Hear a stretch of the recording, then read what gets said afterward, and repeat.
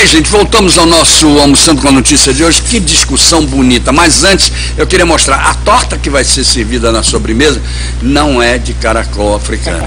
Nem podia, né? Não tem nada a ver. Aí já é outra coisa. É a torta que o Helder Flores vai tranquilamente consumir, não é, Helder? Não é? Agora, olha só esse folder aí, que é o folder do almoço executivo na Tortaria Isabel Pinheiro. Gente, vale a pena conferir. Porque eu digo sempre o seguinte, é a grife Isabel Pinheiro deste tamanho com um precinho assim, ó, de meio-dia às 15 horas, lá no edifício The Square, na eterna Amélia Rosa, atual Antônio Gomes de Barros. Vai lá. Bom, agora voltamos a essa nossa discussão, que eu tenho a impressão de que, sobre todos os aspectos, está alcançando a sua finalidade. Você tem respostas a dar que foram lhe perguntadas, não é verdade? E, sobretudo, você deu uma informação no intervalo que eu quero começar por ela, para você dar as respostas ao João. Mas eu quero começar por ela. A gente ficou sabendo que na Europa, porque o João perguntou, onde era, outras pessoas também aqui perguntaram, onde era consumido o caracol africano. E o Maurício respondeu, na Europa, e é enlatado na Europa. Ora, se é enlatado na Europa, passou por todos os órgãos de saúde, eu não tenho a menor dúvida. Fala, Maurício. Veja bem, na França, o caracol mais apreciado que existe pelos gourmets é o caracol de Borgonha. Só que é uma espécie que não se reproduz bem em cativeiro, certo? Então, como segunda opção, temos o Eryx aspersa, que é o chamado petit gris, e tem o gros gris, que é o Eryx aspersa máxima, que é outra espécie muito consumida.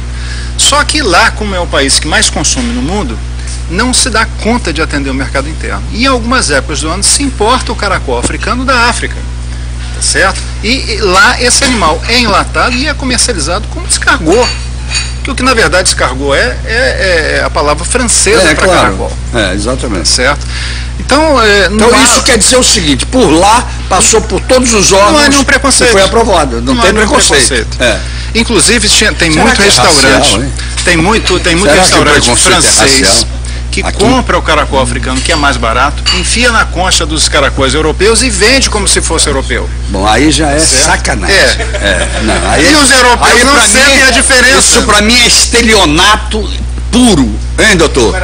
Não é? Hein, doutor advogado? Não é estelionato puro? Estelionato puro. Bom, eu gostaria de responder também ao Alder pelo seguinte. O Alder falou que tem alguns trabalhos da CETESB e tal, que falam. Eu gostaria de ler, tá?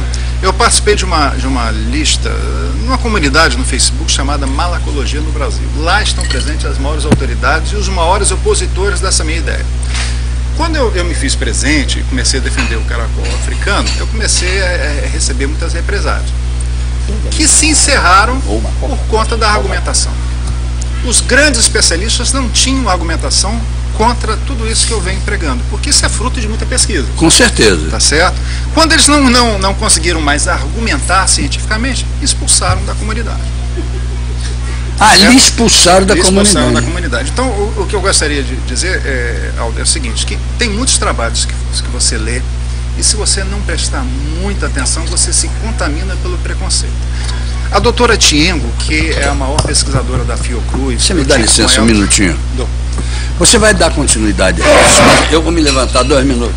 Fala, Josiel. Quero a câmera em Josiel comigo. Pois não. Você provou? Gostei muito. Comeu? Gostei. Como muito foi bom. Você? Eu já comi tudo que é de crustáceo, né? Você falou crustáceo, porque para você teve gosto de crustáceo? Na realidade ele teve um gosto de língua, né? E ao mesmo tempo de maçunim. E ao mesmo tempo de maçunim. Então foi de você essa opinião? É a minha opinião. Okay, deixa eu ver o Júnior. Câmera nele. Grande Júnior, você comeu, não comeu, Júnior? Sim. Muito bem, e aí? Muito bom. Não, mas eu quero que você fale a verdade total. Não, achei muito bom, sim. Eu tava beliscando ali nesse teatro aqui. Ele se parece com o que, o gosto? Eu acho o gosto parecido com o maçunim. O maçunim? Maçunim, um pouco parecido. Ou a muqueca, né? A muqueca eu acho que... E a entrada? A entrada agora é um gosto meio exótico. Não definiu bem? Não defini não. Então ele como muqueca, fantástico. Bom demais. Os dois são bons. Mandar pra Bahia, hein, gente? Exportar pra Bahia. Fala, Betão, você vai falar. Também. Não comi, porque eu não gosto de comida. Essa não como. Esse é o covarde da equipe. Maria Luísa, você comeu? Vamos ver aqui. Maria Luísa comeu? Comi. Então, gosto de maçoninha, eu acho assim, é algo gratuito, como todos estão colocando aqui, é mais um prato que temos na nossa, como opção no nosso cardápio do dia a dia. Muito bem, Altamente comestível. Agora veja bem, você falou um negócio aqui que eu não quero concordar, que é a questão do gratuito. Gratuito ele pode ser sim, se nós pegarmos esse alimento que está aí graçando por aí e colocarmos em função de um aspecto social. Mas se descobrirem através desse programa ou de qualquer outra coisa que ele pode ser um prato altamente importante nos restaurantes do Brasil, ele vai custar caro. Não vai ser gratuito não. Ele vai custar caro. E eu não sei o que é que nós estamos fazendo aqui. Se nós estamos abrindo a perspectiva para novos comerciantes do produto em restaurantes granfinos, ou se nós estamos abrindo para o aspecto social. Desculpe, Maurício, ter interrompido você, mas era importante ouvir o pessoal daqui da equipe também. Eu acho que eles deram. Eu não fui para minha neta porque eu sei que ela não comeu. O que eles não falaram para você é que eu cheguei aqui, fui quem chegou mais cedo hoje. Certo. E todos aqui estavam dizendo que iam trazer de casa quentinha. Eu soube disso. E eu fico muito feliz quando todos esses aí comeram, com exceção do rapaz ali do vídeo, que é medroso, né? E apreciaram. Então isso para mim é uma vitória. Continuando aqui com o Alder, é o seguinte, eu tive com a doutora Tiengo, que é a maior especialista hoje do Brasil, e ela é da Fiocruz, e a maior quantidade de trabalhos científicos na área são delas, hoje ali todos, tá certo? E eu inclusive debati esse tema numa palestra dela lá no EBRAM, que teve em 2011 em Fortaleza, né? Onde eu perguntei diretamente, doutora, quantos casos já teve de doença no Brasil? Ela, nenhum. Quantos casos de óbito? Nenhum. E por que não se come? Eu não sei. Eu não como. Ela me disse, tá certo? Então é aquela questão do preconceito. E falando em preconceito, só para finalizar, na África e na Nigéria mesmo tem um trabalho que foi realizado com tribos indígenas que consomem o caracol habitualmente. E entre um caracol branco e um caracol escuro, eles preferem o mais claro. O mais claro. Não se sabe por quê, já que ambos são idênticos em termos nutricionais. É porque eles são racistas. Pois é, agora imaginava, negros indígenas, africanos, tendo racismo é meio verdade. complicado. Não é complicado? Maurício, a gente, antes de conversarmos aqui, nós estávamos falando inclusive sobre a questão de um símbolo, que é um símbolo bem nosso, digamos assim, um símbolo bem traduzido para o cristianismo, né? Que é justamente a questão da cobra. Então a gente quando diz assim, fulano é uma cobra, então automaticamente a gente já está execrando esse animal. E eu conversava com o Maurício que eu não consigo entender, porque o símbolo de que ecologicamente está correto, digamos, um meio ambiente, é quando a cobra está lá. E na Idade Média havia tanto essa questão por conta da questão que a cobra e a história da maçã e a tentação para o paraíso, que todo mundo começou a matar as cobras. E o que aconteceu foi a proliferação de ratos. E com isso, lógico que veio a peste negra, né? Que dizimou aquela parte de Oriente Médio, aquela parte de Europa, que a gente sabe que foi a catástrofe que aconteceu com a peste negra. Então, há muita preocupação sobre a questão de preconceitos. Eu, quando ministro aula, eu brinco com os meninos o seguinte, eu faço, olha, os transgênicos, não existe nada mais ilógico do que os transgênicos. Porque não existe exatamente algo feito e acabado, simplesmente disseram pra gente, não faz mal, e hoje a gente come, quando a gente está comendo o nosso cuscuz matinal, né, ou então à noite, quando a gente chega para comer nosso cuscuz, ninguém se lembra, essa semente é transgênica.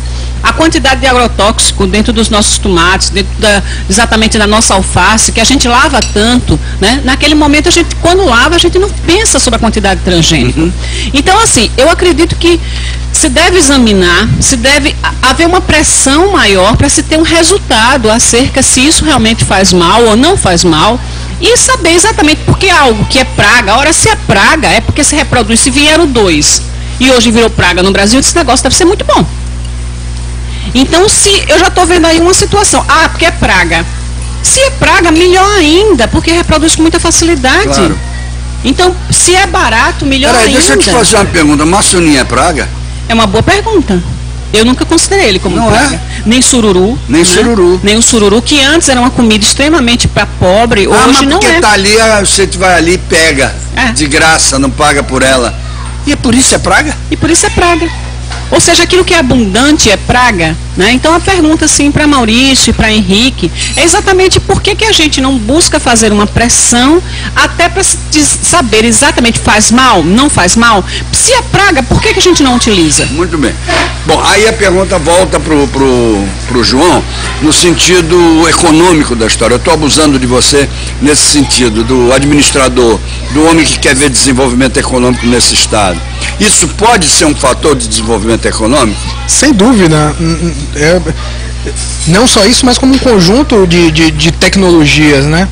Quando a gente trata de tecnologia, a gente tem que entender que as tecnologias, elas não são neutras do ponto de vista ideológico. Uhum. Na época, por exemplo, da Revolução Industrial, você tinha o movimento dos ludistas, né, que destruíam as máquinas. Eles não destruíam todas as máquinas, eles destruíam somente as máquinas grandes. Perfeito. Porque tinham o mesmo nível de produtividade do que as máquinas pequenas, mas as máquinas grandes, elas passaram a ser mais utilizadas justamente com o objetivo de controlar melhor o trabalhador. Ou seja, as tecnologias, evidentemente, elas têm caráter social ou não, né? E, sem sombra de dúvida, tirando, obviamente, né, como a colega colocou aqui, todas essas dúvidas, esclarecendo de fato quanto aos impactos nas políticas de saúde e de alimentação, eu vejo como uma ideia aí que o Maurício defende de maneira brilhante, excelente. E Alagoas pode ser pioneira. Sem dúvida. Claro que Alagoas pode. me Pode, parece secretário. Pode ser pioneira. Depois de tudo isso que o Alder muito bem colocou, mas quem sabe se não é exatamente o governo do estado de Alagoas que pode ser o provocador disso.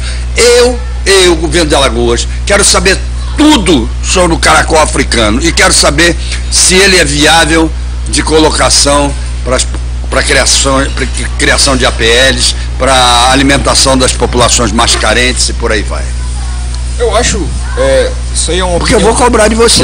É uma opinião própria que, como a professora Lone falou, isso não é uma ação que depende do governo, porque o governo precisa ser provocado. Eu acho que isso é uma ação que depende da sociedade, né? Não só da sociedade que vai consumir, mas da sociedade que veja isso como potencial. A gente aqui faz parte dessa sociedade. Com toda certeza. Então sinta-se provocado. E publicamente. Sinta-se provocado publicamente. Por exemplo, quando a gente fala em APL, a gente tem um movimento que já acontece naquela região, claro, onde a gente vai dar um apoio para que aquilo se desenvolva. Para o governo despertar uma nova ação do zero, é muito mais complexa, né? Mas a partir do momento que o doutor Maurício já está transpondo barreiras, onde a gente tem algumas comunidades que possam ver isso como uma oportunidade, então aí... Não, mas eu não estou enxergando sobre esse aspecto, eu estou enxergando sobre o aspecto de dizer assim, peraí, surgiu um assunto novo aqui que no futuro pode ser uma grande jogada alimentar para esse povo daqui, por exemplo, quem sabe até médica. O que é que o governo tem a fazer? Provocar para que isso seja realmente pesquisado a contento e que se obtenha todos os registros indispensáveis para que o governo possa acionar, então, aí sim, como APLs e por aí vai. É nisso que eu estou provocando a Secretaria de Agricultura. Posso? Pode sim. Ah, então tá bom. Isso a gente tem uma ação imprescindível que ocorra, é que a gente vá a campo levantar isso. Isso. Né? O IMA já deve estar envolvido com essas questões do caramujo em alguns momentos. Não só do caramujo, mas como de outras atividades tidas como praga, né? As próprias universidades, tanto federal quanto estadual, que começam a pesquisar sobre o assunto, para que a gente parta para a criação de uma política diferenciada a partir desses estudos. Com certeza. Bom, fala, Alder. A época que eu era diretor do IMA, chegou aqui um determinado profissional e disse que ia trazer uma bactéria, que era uma bactéria que ela ia reduzir, ia decompor a matéria orgânica presente na massa de lixo, no antigo lixão de Todas as Almas. Me lembro dessa história. E muito bem, o governo passado trabalhou com bastante eficiência, isso deve ficar claro. E daí então, era uma tecnologia, Maurício, de uma bactéria que nós não tínhamos o conhecimento, o estado de Alagoas não tinha. Como eu não tinha o conhecimento e eu era diretor e ia avaliar esse assunto, eu comecei a pesquisar. E aí, o governo do estado, secretário e diretor, propôs um seminário, aonde o Maurício, por exemplo, a doutora Tiengo e outros pesquisadores do assunto participaram desse seminário e houve um debate técnico e científico sobre o assunto. Porque as questões técnicas são discutidas tecnicamente. Perfeito. Ou se sustenta ou não se sustenta. Isso. Ou você prova ou você não prova Muito a sua bem. eficácia. Ponto final. Tá certo? E daí então, naquela oportunidade, chegou-se ao momento de que aquele cidadão estava completamente errado, através de uma bactéria alócrate ao meio que ele ia trazer. Aí eu perguntei até, ele disse, me lembro muito bem, disse, doutor, o senhor está trazendo uma bactéria piranha, que vai comer matéria orgânica, matéria inorgânica, vai comer tudo, vai degradar tudo. Como é que é isso? Onde é que o senhor testou isso? Em que laboratório certificou? Como ela para. E como é que ela para? E isso não foi comprovado. Então, como você levantou essa questão, e eu acho importante, porque tem a certeza. Eu conheço o Maurício, e eu pesquisei muito sobre esse assunto, e vi as suas respostas que você deu a todo mundo. Eu vi no seu blog, então, apresentar uns pratos, né? Você tem umas culinárias, você mostra um desenho de um prato, e vi a sua resposta a outras pessoas. Então, se há essa discussão técnica, de questionamento de um lado, de questionamento de outro, seria importante que aí os organismos, o INBA, a Secretaria de aí outras promover dar um pontapé em Alagoas, em Maceió, uma discussão técnica, onde os especialistas do Brasil e de fora do país iriam discutir este assunto e iria, de certa forma, abrir a cabeça, clarear as cabeças dos governantes. Muito bom. Para que se fosse firmado esse ou aquele projeto piloto. Você entendeu perfeitamente qual foi o desafio. O desafio é esse, é não parar nesse maravilhoso almoço de hoje. Essa questão de uma forma muito profissional. Diga, meu caro rapidinho, Ricardo. E o INBA, para se manifestar, ele precisa ter todo esse respaldo. Não só da Secretaria de Agricultura, Vigilância Sanitária, e aí vai, uma série de instituições. Hoje o criadouro está passando do IBAMA para o órgão estadual. A gente está nessa transição. Quem vai tratar disso é o órgão ambiental. E para se fazer trabalhar com APL, trabalhar com depuração, seja o que for, o INBA só trabalha quando está totalmente respaldado. Verdade. E é um trabalho multissetorial. Então precisa se envolver. Com certeza. Várias secretarias. Ele falou em biossegurança, agora estamos trabalhando com a bactéria agora vai produzir álcool de celulose, e aí nós tivemos que ter um respaldo da Secretaria Nacional de Biossegurança. Ok. Muito bem, então veja bem, nós estamos chegando numa parte final do programa que eu queria pedir a vocês o seguinte.